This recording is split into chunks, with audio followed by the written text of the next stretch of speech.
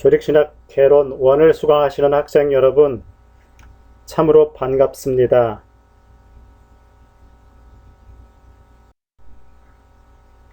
오늘은 첫 시간으로 강의 계획을 세우도록 하겠습니다.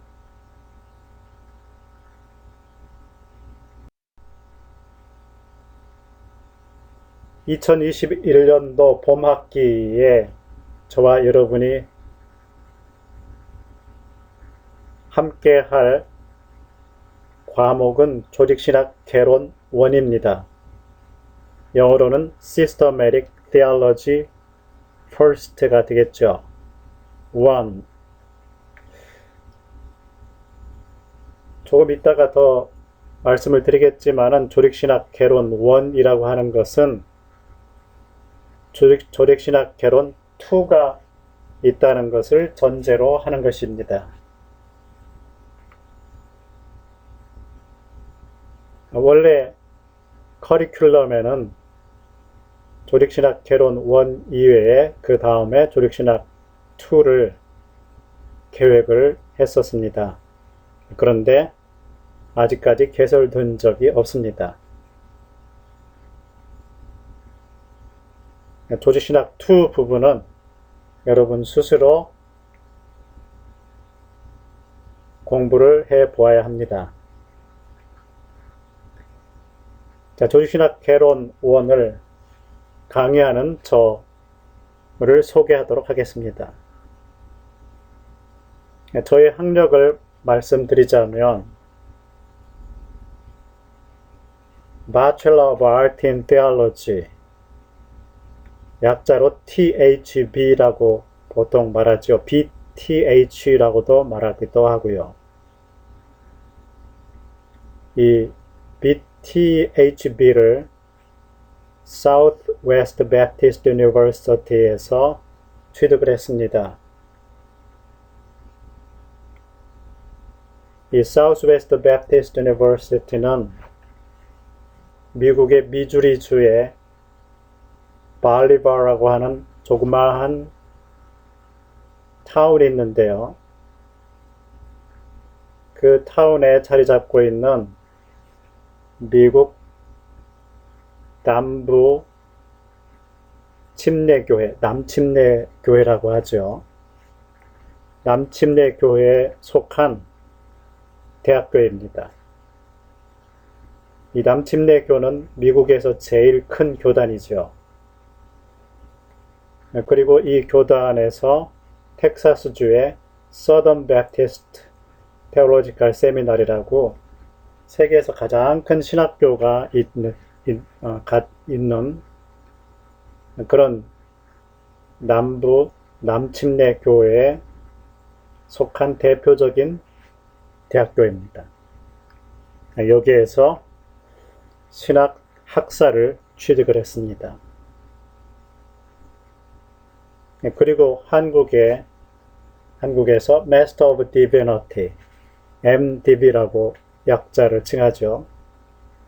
신학 목회학 석사 이렇게 이제 한글로는 표기를 합니다.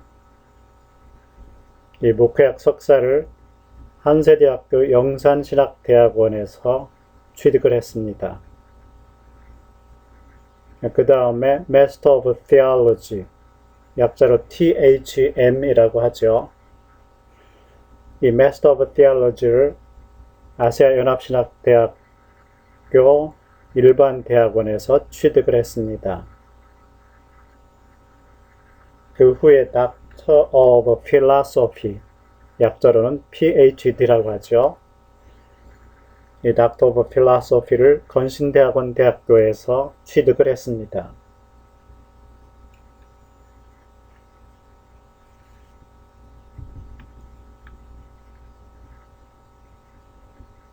자, 그런데 이렇게 학력을 제시를 했는데요. 이게 신학을 정식으로 공부하는 일반적인 코스지요.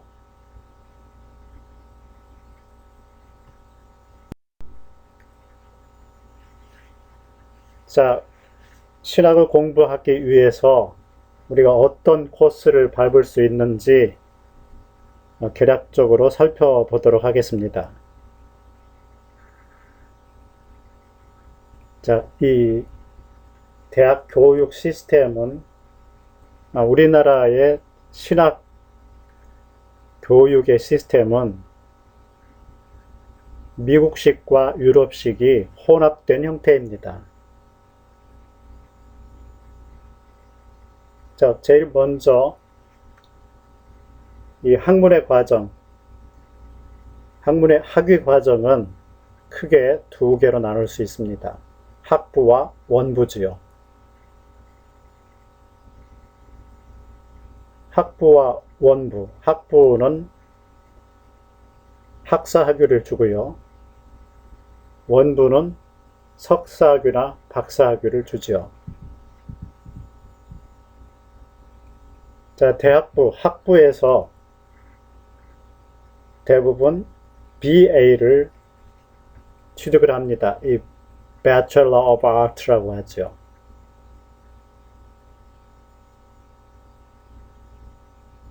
그 다음에 이 BA를 취득한 다음에 그 다음에 보통 일반 학문에서는 MA 코스로 들어갑니다.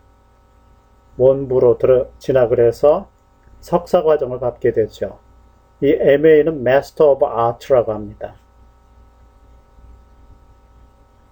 그 다음에 이 석사를 마치면은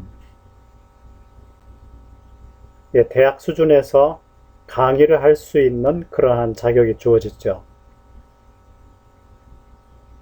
그런데 이 석사 과정에서 이제 박사 과정으로 들어가려면 일반 학문에서는 MA를 한 다음에 그 다음에 바로 박사 과정으로 들어갈 수 있습니다. PhD나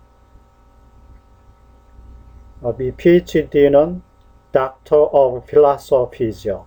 철학 박사로 들어갑니다. 물론 이제 MD도 있을 수 있겠지요. Doctor of MD. 이제 일반 병원을 하는 사람들, 의학을 하는 사람들은 이제 MD를 받게 되죠.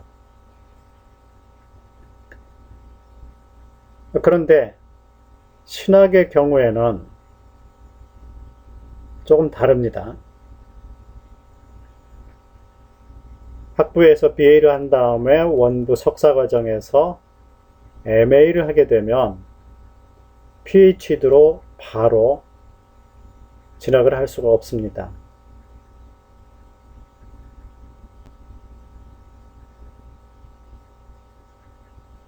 왜냐하면 미국의 시스템에서는 이 PhD를 하려면은 제일 밑에 있는 MDB를 해야 됩니다. 목회학 석사죠. 이 MDB 과정은 굉장히 특수한 형태예요. 이것을 흔히 일컬어서 단설대학원이라고 하죠. 그리고 전문대학원이다 이렇게 얘기도 합니다. 이 전문대학원이라는 얘기는 이게 무슨 과정이냐 하면 학부에서 BA를 여러 학문을 한 사람들이 전문 과정에 와가지고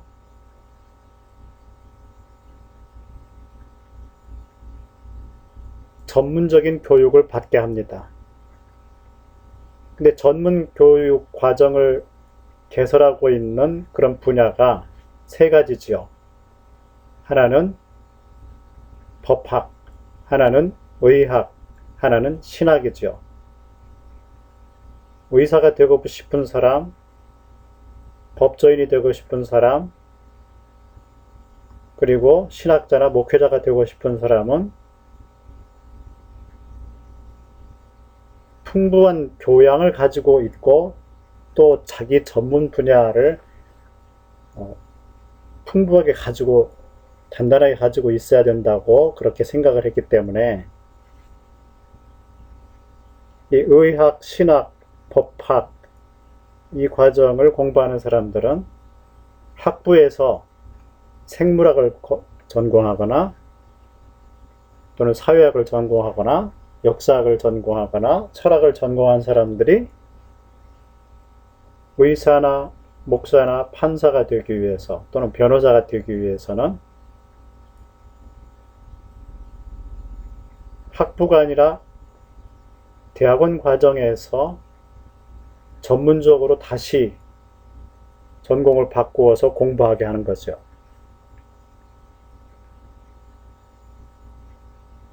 근데 이 MDB 과정은 학부에서 교양 과목을 뺀 나머지 학부의 다른 전공 과목들을 전체를 다 가르칩니다. 기초를 가르쳐 줘야 되니까요.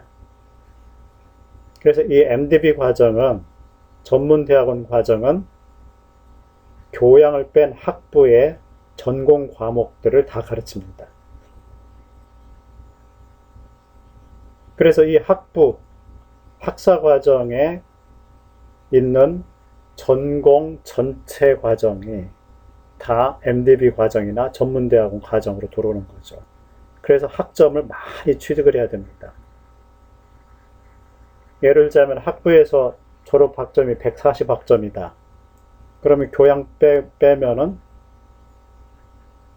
나머지 한 5, 60학점 된다고 한다면, 그러면 이 전문대학원에서는 MDB 과정에서는 5, 60학점을 더 따야 되는 거죠. 그런데 보통 MA 과정, 일반 석사 과정은 많아봐야 한 학기에 9학점 정도니까 2년 과정이면 2, 9, 18학점 정도, 논문까지 20학점도 안 되는 거죠. 그러니까 MDB 과정은, 전문대학원 과정은 공부를 많이 해야 됩니다. 학부에 교양을 뺀 나머지 전공을 다 공부를 해야 되니까요. 이렇게 해야 한 다음에, 그 다음에 철학 박사가 PhD 과정으로 들어가고 싶은 사람은 그 다음에 석사 과정을 또 하나를 해야 됩니다. 그게 바로 THM이죠. Master of Theology. 이 2년 과정이죠. 그 다음에 PhD로 들어갈 수 있게 됩니다. 근데 이제 전문대학원 MDB를 졸업한 사람이 이론적인 철학 박사나 이런 것이 되고 싶진 않다. 그러면은 디민 과정이나 THD 과정으로 들어가죠. Doctor of Theology나 Doctor of Ministry. 이 전문 박사죠. 이론 박사하고 전문 박사는 틀리죠.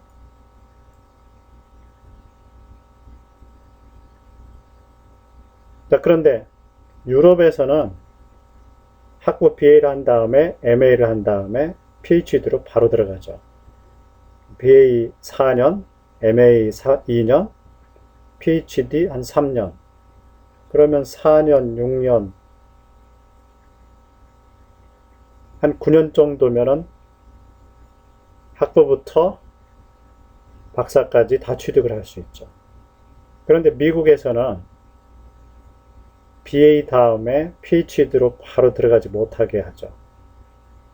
MA, BA를 한 다음에 그 중간에 MDB 과정을 한 다음에 그 다음에 PhD로 들어가게 됩니다. 간혹 PhD 전에 THM을 요구하기도 합니다. 이 철학 박사 과정에 이 사람을 들여올 만한가, 그런 능력이 있는가를 보기 위해서 담당 교수들이 THM 과정을 시킵니다. 한국에서 유학생이 박사과정으로 들어오고 싶어 한다 그러면 THM 과정을 하게 해서 그 사람의 능력을 평가한 다음에 한 2년 지켜보고 있다가 제대로 실력이 있다 그러면 이제 PhD로 끌어올리죠. 이게 이제 미국의 과정입니다.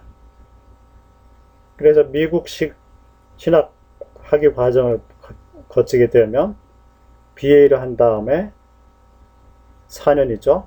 MDB 3년이죠. 그 다음에 우리나라에서는 THM 과정을 들어가야죠. 또 석사가 2개잖아요. THM 2년 과정, 적어도 2년이죠. 그 다음에 PhD 적어도 3년. 이런 과정을 겪어야 신학 박사가 탄생을 하게 되는 거죠.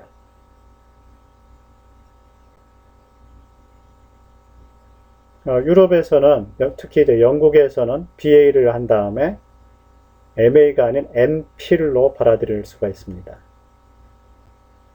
Master of Philosophy죠. MPhil에 받아들여가지고 이 사람의 능력을 평가해봐서 PhD 과정으로 들어갈 만한 능력이 있다 그러면 바로 PhD로 전환을 시키죠. 1년 후에. 그리고 MPhil 과정에서 밟았던 과정을 PhD 과정으로 다 집어넣어 줍니다. 그런데 만약에 그런 능력이 못 된다 그러면 MPhil로 그냥 졸업을 시키는 거죠. 자, 이렇게 유럽하고 미국하고 한국이 차이가 있습니다. 신학 과정이요. 자, 여러분들은 지금 이제 BA 과정을 받고 있죠. 앞으로 교단의 이제 목회자나 또는 신학교 선교사들이 되고자 하는 사람들은 이 과정을 잘 숙지할 필요가 있겠습니다.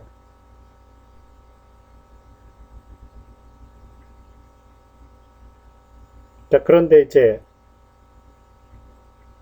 지금 석사학위를 받고 있는데, 지금 우리가 학사 BA 과정을 받고 있잖아요. 그런데 만약에 목사 안수를 이미 받았다. 그러면은 MDB 과정으로 사실 들어갈 필요가 없습니다. 목사 안수를 받기 위한 목적이라면요. MA를 해도 되죠. 그런데 만약에 MA, BA, 학사 학위를 이제 과정을 밟는 사람이 목사 안수를 아직 안 받았다 그러면 반드시 MDB 과정을 들어가야 됩니다. 그리고 목사 안수를 받았다 할지라도 목사 안수 받지 않으면 MA까지 끝날 수도 있어요. 석사 과정만 받는다면요. 그런데 MA에서 PhD로 들어가려면 그건 불가능입니다. 반드시 목사 안수를 받았더라도 박사과정 PhD로 들어가고 싶은 사람은 MDB 과정을 또 밟아야 됩니다. 정식으로. 그 다음에 THM을 거친 다음에 또 PhD로 진학을 해야 됩니다. 자, 이렇게 약간 복잡한 이제 구조를 가지고 있죠. 자, 간략하게 제 학력과 더불어서 신학 학위 과정을 살펴보았습니다. 자, 저의 이제 학위 논문들을 살펴보면은요, 이제 목회학 석사 논문은 요한복음의 아버지 품속에 계시는 독생하시는 아들 기독론 연구라는 긴 제목의 연구로 논문을 제출해서 이제 MDB 학위를 취득을 했습니다. 또 THM 논문은 누가행전에 나타난 불에 대한 연구, 특히 이제 성령 침례와 성령과 불로 침례를 주시리라 그랬지 않습니까? 우리 예수님께서 또 침례 요한이 그런 말을 했죠. 그래서 그것에 대한 연구를 한 것입니다.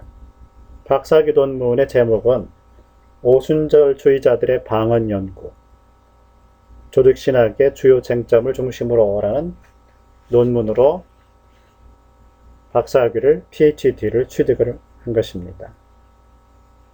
지금 이제 교수가 된 다음에 또 그 이전부터 또 그랬지만 제가 관심을 가지는 연구 분야는 오순절 신학, 특히 이제 초기 오순절주의자들의 신학. 초기 오순절주의자들이란 그 속에는 파함이나 시모나 더함 또는 맥퍼슨 뭐 이런 사람들의 신학이 되겠습니다.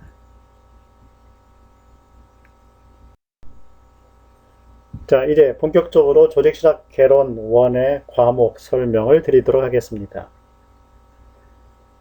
자, 조직신학 개론 1은 조직신학의 중요한 주제들 중 서론, 계시론, 실론, 인간론, 기독론에 관해 오순절적 관점에서 From Pentecostal Viewpoint 개괄적으로 조망한다. 자, 조직신학에는 조직신학이란 자체가 주제들을 논리적으로 전체로 묶어 놓은 것이기 때문에 여러 주제들이 있죠. 그런데 이 주제들 가운데 일부를 다룬다는 것입니다. 서론, 계시론, 실론, 인간론, 기독론. 그런데 다루지 않은 다른 주제들도 있지요. 예를 들자면 구원론이라든지 성화론, 그리고 천사론, 마귀론, 교회론, 그리고 종말론, 이런 다른 주제들도 있죠. 이런 다른 주제들은 조직신학 개론 2에 이제 계획을 했었던 것입니다. 그래서 이 조직신학 개론 1에서는 서론, 계시론, 실론, 인간론, 기독론만 다룹니다. 이런 주제들에 관해서 오순절적 관점에서 저와 여러분이 지금 공부하고 있고 가르치고 있는 학교는 오순절 신학, 오순절 스타일을 이제 추구하고 있죠. 그래서 이런 주제들에 대해서 오순절적 관점에서 개괄적으로 조망한다. 너무 깊이 들어가지 않는다는 거죠. 왜냐하면 시간이 짧기 때문에 전체를 다 깊이 파고 들어가지 못합니다. 그래서 개괄적으로 조망을 합니다.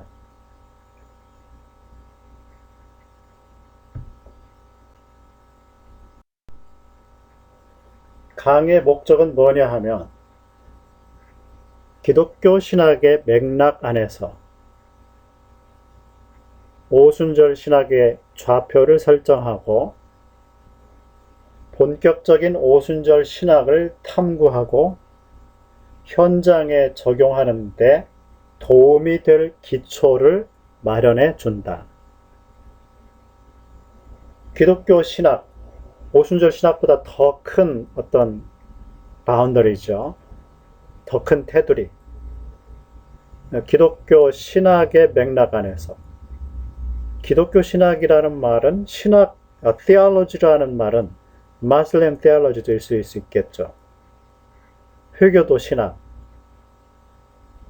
모슬렘 신학, 이슬람 신학 뭐 이렇게 말할 수 있는데 그런 신학도 붙일 수 있죠. 그래서 그런 신학과 구별되는 기독교 신학, Christianity, Theology of Christianity, 이 기독교 신학의 맥락 안에서 그 안에서 우리는 지금 어떤 신학을 하느냐 하면 기독교 신학 안에서도 오순절 신학을 하죠. 그래서 오순절 신학의 좌표를 설정하고 어떤 주제에서 어떤 문제에서 토의 사항에서 다른 전체 기독교 신학은 이렇게 이제 전개되고 있는데 그럼 그 안에서 오순절 신학은 어떤 생각을 가지고 있고 어떤 위치 좌표를 가지고 있는가, 또 우리가 어떤 위치를 차지해야 되는가, 어디에 있어야 되는가, 이런 것을 이제 설정하고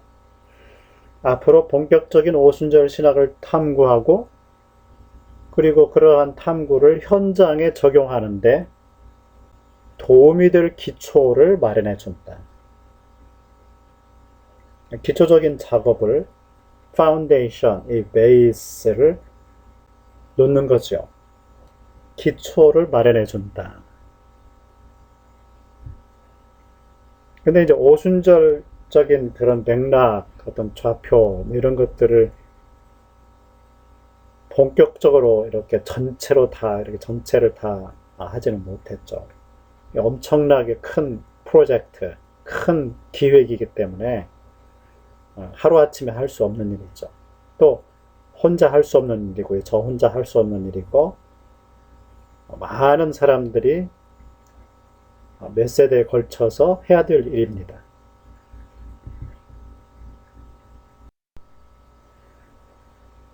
자, 강의 목표를 이제 설정을 하자면요. 첫째는 본 강의가 초점을 맞추고는 신학적 주제들의 용어와 개념들에 관한 기본적 이해와 친숙함. 신학적인 개념어들이 있죠. conceptual vocabulary. 이 개념어들이 있죠. 신학, 조직신학의 개념어들이 있습니다.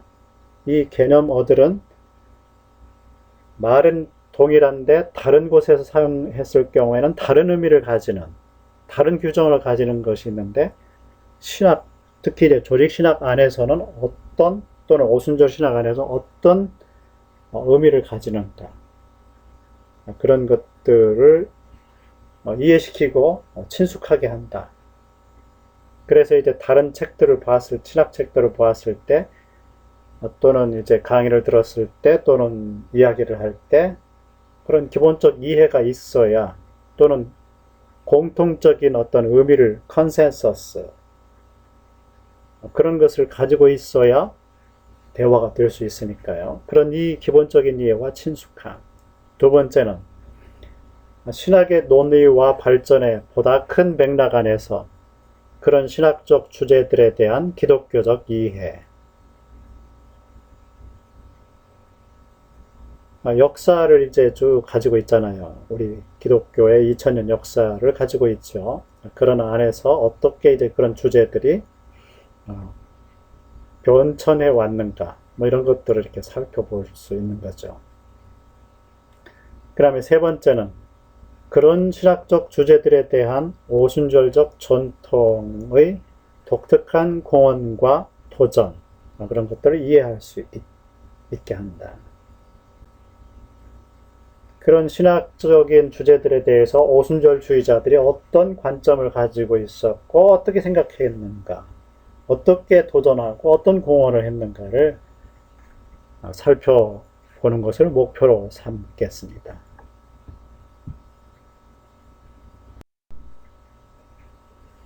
교수 방법은요, 여러분들이 이제 에드윗,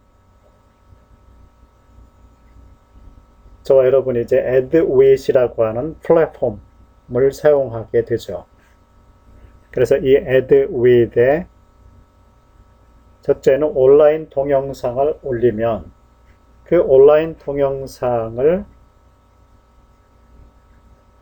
보면서 공부를 해야 됩니다. 온라인 동영상 강의를 이제 여러분들이 보고요. 두 번째는 이제 처음에 이 조직신학개론 교재, 주요 교재를 PDF로 만들어 가지고 여러분에게 제공을 해드립니다. 뭐 이런 제공된 텍스트에서 그 강의에 해당하는 부분을 읽어야 됩니다. 세 번째는 각 챕터에 보면은 퀴즈가 부과가 됩니다. 여러분들의 어떤 수강 상태를 이제 평가하기 위해서 그런 퀴즈를 내게 되는데요. 여러분들이 그 퀴즈를 풀어서 반드시 풀어야 됩니다. 그래야 강의가 이제 진행될 수 있고 평가가 될 수 있습니다. 네 번째, 각 강의 끝에 댓글 달기가 되어 있는데 이 댓글에다가 자기 이름을 써주십시오. 누구누구 출석했습니다. 이렇게 이제 출첵을 거기서 댓글을 달아서 할 수 있게 해야 합니다. 출석 데드라인은 주간 금요일 오후 11시까지입니다. 그 주간의 금요일 오후 11시까지요. 그 이후에 그 해당 주간 토요일 23시까지 답해진 퀴즈풀이와 댓글은 지각 처리가 됩니다.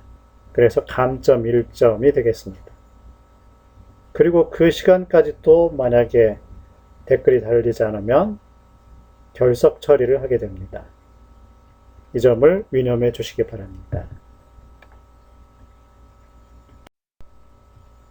자, 평가 방법은 첫째는 출석이 20%입니다.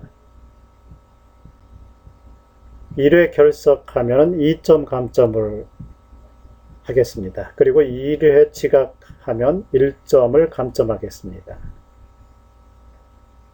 두 번째는 시험이 80%입니다. 80% 중에 중간고사 40%, 기말고사 40%입니다. 그런데 중간고사는 대면 시험을 볼 수 없기 때문에 과제물로 대체합니다. 자, 이 과제물은 오순절 성경 해석학의 역사와 평가라고 하는 저의 글을 읽고 한글 프로그램 A4 용지로 폰트 10, 10, 줄간격 160 이렇게 이제 규정으로 2쪽 이내, 2페이지 이내로 요약하십시오. 그 이상 더 하지 마시고요. 그리고 앞쪽에 커버를 하지 않아도 됩니다. 제일 위쪽에다가 천면 제일 위쪽 조그맣게 자기 학번하고 이름하고 기입을 하면 되겠습니다. 그래서 이쪽 이내로 2페이지 이내로 요약한 다음에 두 번째 쪽 끝부분에 이 글에 대한 자신의 견해를 간단히 쓰시기 바랍니다. 그리고 데드라인은 5월 22일 2030까지 저의 이메일인 jesusgate@daum.net에 이메일로 파일을 첨부하여 제출해 주시기 바랍니다. 그러니까 한글 프로그램으로 이것을 작성을 해가지고 요약을 작성해서 그 한글 파일을 이메일로 제출해 주시기 바랍니다. 사진을 찍어서 그러니까 종이로 출력해서 그걸 사진 찍어서 사진 이미지 파일을 보내지 마시고요. 한글로 타자를 쳐서 한글로 쳐서 그것을 파일 형태로 저의 이메일로 제출해 주시기 바랍니다. 기말고사는 40%인데요. 이 기말고사는 이 형식이 어떻게 할지 방법을 비대면으로 할지 대면으로 할지 이게 결정이 아직 안 됐으니까요.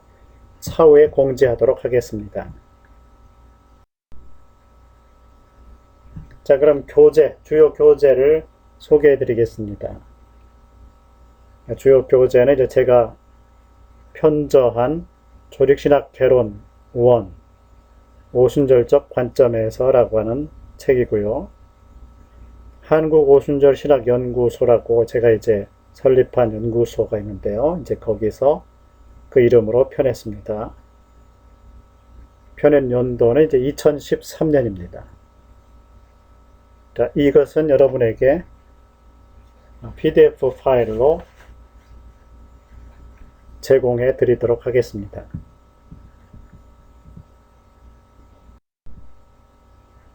그럼 주요 교재 이외에 이제 참고 서적을 이제 소개해 드리면은요. 박문옥 교수님, 한세대학교 교수님이셨죠. 이 박문옥 교수님이 교단과 함께 교단의 지원을 받아서 편집한 오순절 교의학이라고 하는 책이 있습니다.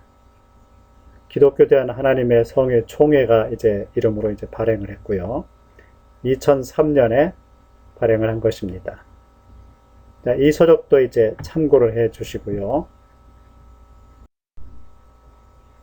그다음에 외국 서적들을 보면은요, 윌리엄 W. 맨디스라고 하는 분의 오순절 성경 교리라고 하는 번역서가 있습니다. 자, 이 오순절 성경 교리는 미국에서 발행된 Bible Doctrines, Pentecostal Perspective 라고 하는 책이죠. Bible Doctrines, 성경 교리. 거기다가 부제로 Pentecostal Perspective, 오순절 관점, 하나의 오순절 관점, 이런 책이죠. 이런 책을 이제 윌리엄 W. 맨디스라는 분이 쓰셨죠. 이분은 미국 하나님의 성회에서 가르치셨던 학자, 신학자이셨죠. 지금 이제 돌아가셨고요. 이분이 이제 쓴 것을 기독교 대한 하나님의 성회 총회가 번역을 의뢰해서 펴낸 책입니다. 오순절 성경 교리. 1999년에 펴냈네요. 자, 이 책도 참고하시기 바랍니다. 그 다음에 스탠리 M. 홀턴이라는 분이 이제 편집한 Systematic Theology 라고 하는 조직신학이란 책이죠. 그리고 그 부제로 A Pentecostal Perspective 라고 부제가 붙어 있습니다. 마찬가지로 오순절 관점에서 이 책은 조직신학의 주요 주제들을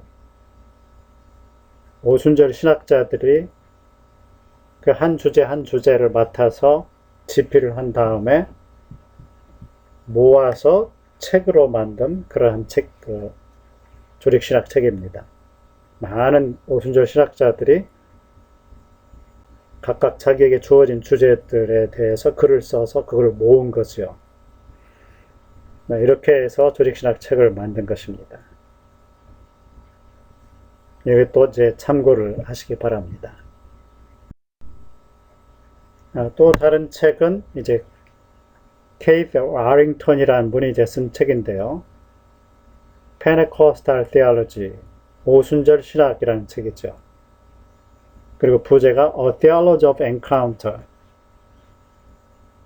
어떤 만남의 신학, 대면의 신학이라고 이제 부제가 붙어 있죠. 그 내용을 이제 보면은 In Pursuit of Pentecostalism, 오순절주의를 추구함에 있어서라는 이제 서문이 있고요. The Quest for a Pentecostal Theology, 오순절 신학에 대한 어떤 질문이라는 거죠. 의문. 오순절 신학이라는 게 이제 어떤 하나의 오순절 신학이 존재할 수 있는가? 또는 그 오순절 신학을 위해서는 어떤 것이 있어야 되는가? 어떤 요소들이 있어야 되는가? 이런 이제 논의를 한 거죠.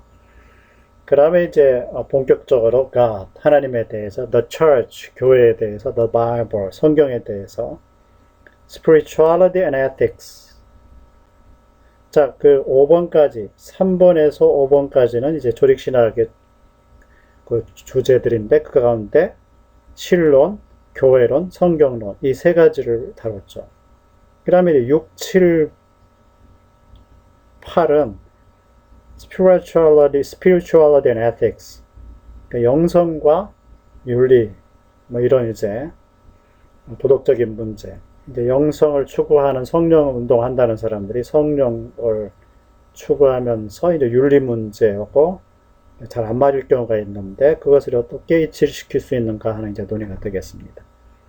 그럼 미션, 선교, 그리고 Healing, Exorcism and Suffering, 치유, 축사, 귀신 축사, 그다음 suffering, 어떤 고통을 견뎌내는, 고난을 견뎌내는 어떤 것. 6번에서 8번까지는 전통적인 조직신학의 주제들은 아니죠. 그런데 이제 오순절 운동에 있어서 이제 중요한 주제들이기 때문에 이렇게 다루고 있고요. 그 다음에 9번은 에스카톨로지, 종말론이죠. 그러니까 일반적인 조직신학에서 구원론과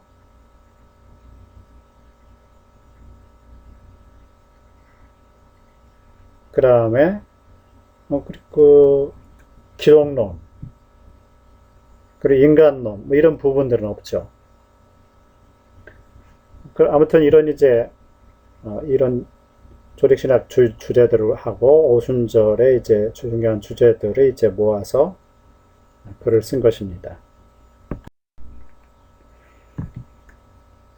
그 다음에 이제 더필드라고 하는 분하고 벤클리브라고 하는 두 분이 이제 쓴 책이 있는데요. 오순절 신학이라는 이름으로 이멸수라고 하는 건신대학원 대학교 총장님이셨던 분이 이제 번역을 한 책이 있습니다. 성광문화사에서 1992년에 이제 펴냈는데요. 이 책은 미국에서 출판된 Foundations of Pentecostal Theology, 오순절 신학의 기초, 이런 이제 책이 있는데 그것을 번역을 한 거죠.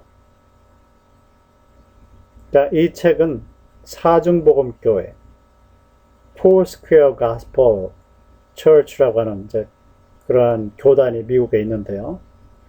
맥퍼슨이라고 하는 여성 사역자가, 오순절 사역자가 세운 교단입니다. 이 교단에서 한국에는 건신대학원 대학교가 이제 설립이 됐죠. 제가 박사학위를 받은 학교가 바로 그 학교입니다. 이 사중복음교회의 조직신학이죠.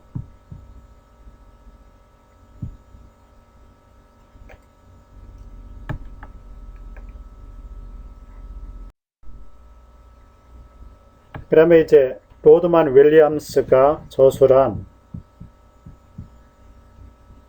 오순절 조직신학이라고 하는 책입니다. 이 책을 1994년에 순신대학교 출판부에서 출판을 했는데요. 지금의 한세대학교죠. 순신대학교는 그 이전의 이름이고요. 지금은 한세대학교로 이제 교명을 바꿨죠. 자, 이 순신대학교 출판부에서 박정열, 이영훈 이 두 분이 이제 번역한 다음에 편절을 한 그런 책이죠. 이 책은 이 오순절 조직신학이라는 이름이 이제 붙어서 번역이 됐는데요. 근데 그 책이 미국에서, 캐나다에서 발행된 책을 보면 그 제목이 원래는 Renewal Theology입니다. 그리고 그 가운데 조그맣게 Systematic Theology from a Charismatic Perspective라는 이름이 중앙에 있죠. 그러니까 사실은 이 책은 갱신신학 또는 은사주의 신학을 위한 조직신학입니다. 그러니까 오순절 신학이 아니고요. 갱신신학, 은사주의자들을 위한 조직신학이라는 거죠. 근데 한국에서는 그것을, 이 책이 오순절 신학으로 둔갑이 돼가지고 번역이 됐습니다. 그러니까 정확히 말하자면 오순절 조직신학 책이 아니라는 거죠. 은사주의 신학, 은사주의자들을 위한 조직신학입니다. 여기에서 우리가 오순절주의와 은사주의를 혼돈하고 있다. 이제 2학기가 되면은 오순절 역사와 신학이라는 과목이 이제 개설이 되는데요. 우리가 간단하게 오순절 신학과 은사주의 신학은 근본적으로 다르다. 뭐 유사점도 있겠지만은 기본적으로 다른 점이 있습니다. 그래서 그것을 감안해서 읽어야 됩니다. 그 다음에 벌코프라고 하는 분이 쓴 조직신학이라는 책이죠. 크리스천 다이제스트에서 2000년도에 이제 펴낸 책인데요. 그런데 이 책은 1949년에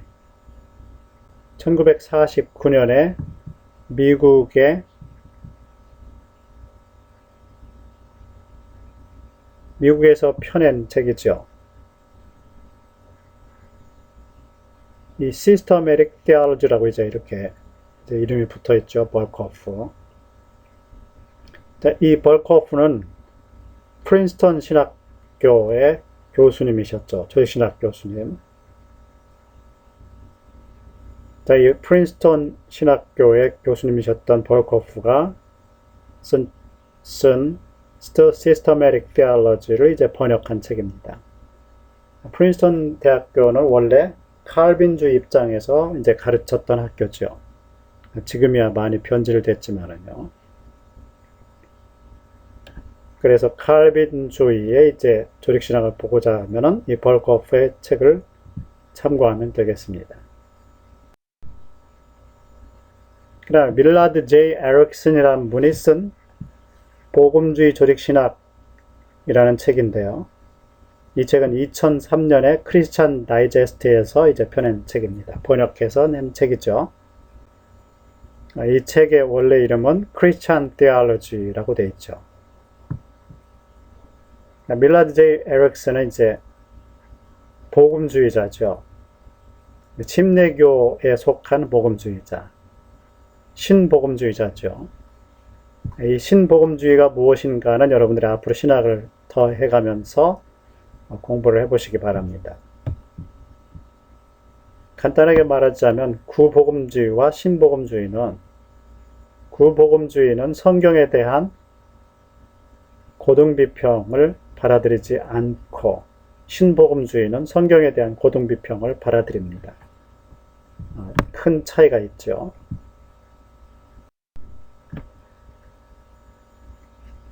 자, 이제 교재와 참고 서적을 소개해 드렸고요. 그러면 이번 학기 동안에 어떤 강의를 진행할 것인가를 제시를 하도록 하겠습니다. 자, 제1주에서는 강의 계획을 오늘처럼 이렇게 했고요. 그 다음에 제2주차에서는 신학이란 무엇인가, 그리고 그 신학 안에 조직신학이 있는데 그 조직신학은 무엇인가 를 살펴보고요. 제3주차에서는 신학 방법론의 역사 1을 다루게 되고요. 그리고 제4주에는 신학 방법론의 역사 2를 다루게 됩니다. 그리고 제5주차에는 계시론, 그리고 영감론을 다루게 되고요. 이로써 조직신학 서론이 끝납니다. 그리고 제6주부터는 본격적인 조직신학 각 주제들로 들어가는데요. 6주차에는 신론 1, 존재론과 속성론을 살펴보고요. 제7주에는 신론 2로서 삼위일체론과 사용론을 살펴보도록 합니다. 이때가 보통 대면 수업을 오프라인으로 하게 되면 중간고사 기간이죠. 자, 제8주에는 인간론 1을 다루게 되고요. 인간의 구성론, 하나님의 형상론을 살펴보고요. 제9주차에는 인간론 2로서 죄론, 양성인간론, 영인간론을 살펴보도록 하겠습니다. 제10주차에는 그리스도론 1, 현대 논쟁과 인격론을 살펴보고요. 제11주차에는 그리스도론 2로서 생애론, 제12주에서는 그리스도론 3로서 사형론을 살펴보고, 제13주차에는 그리스도론 4로서 속죄론을 살펴봅니다. 그리고 제14주에는 그리스도론 5로서 영 그리스도론을 보게 되고요. 그리고 마지막으로 제15주차에는 기말고사를 치르도록 하겠습니다.